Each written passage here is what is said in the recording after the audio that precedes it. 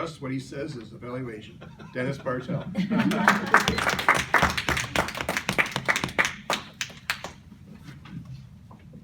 Thank you, Mr. General Evaluator, fellow Toastmasters, guest who left, and Eric. I'm very grateful to be evaluating you today, Eric, I'm going to take you on a ride through Dennis's Dunes. We're going to go up to where you excelled at. I'm going to take you down a little bit to where I think you can improve, and then take you up for some challenges. Are you ready to go for a ride? Perfect. Cool. Buckle up. Here we go. Here's where I thought Eric excelled. First, I was engaged. It was a very unique way to tell me about Eric. Usually I get kind of bored, oh, we're going to just learn about someone. But this was an engaging way, an interesting way to get me into it.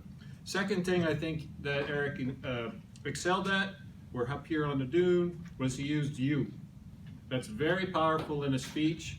It's including me and it's bringing me into the story. Instead of saying all of you or have any of you, when you say you, you're bringing each and individual person into your audience, into your speech. Very clever and very well done. I also thought that it followed a nice format of I'm going to tell you a point, give you a story. Tell you a point, give you a story. Tell you a point, give you a story. Another effective way. So I also thought that Eric has a very natural use of gestures.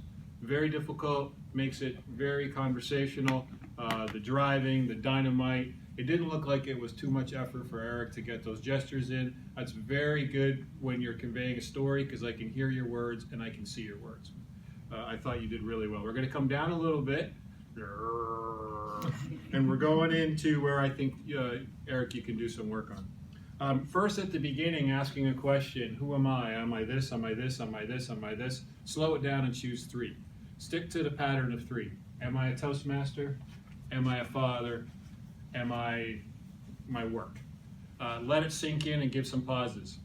Another thing I would also say is work on when you're actually talking to someone, talk to them. I see it as sometimes people try to do eye contact like a sprinkler, just to say they did eye contact, but actually pick someone, talk to them. Like, who am I? And then Trin and I will talk a little bit. You've engaged with Trin, move on, engage with someone else, get everybody into it. Don't do the sprinkler thing because it's almost like you're a robot and in your head you're saying, I better look at everybody. And then we're going to go back up and I'm going to bring some challenges to Eric. First challenge I'm going to say is use your stage area a little more effective and bring purpose into the speech. Look at your stage as your book. Go from left to right and and you have past, present, future stories. So each of those stories can be a different part of your stage. Start from the left side. This is the past. This is what happened. You're moving into the present and you're moving into the future. You had 3 points. Each of those would allow the story to flow a little bit better. I would also suggest, because you were moving from one side to the other, if you stage it, you actually will stay where you are and you'll be able to keep that flow. I would also say, this was a really good point, but I can't remember it, so let me...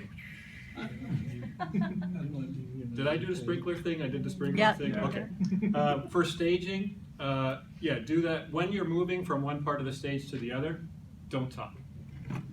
You were moving and talking at the same time.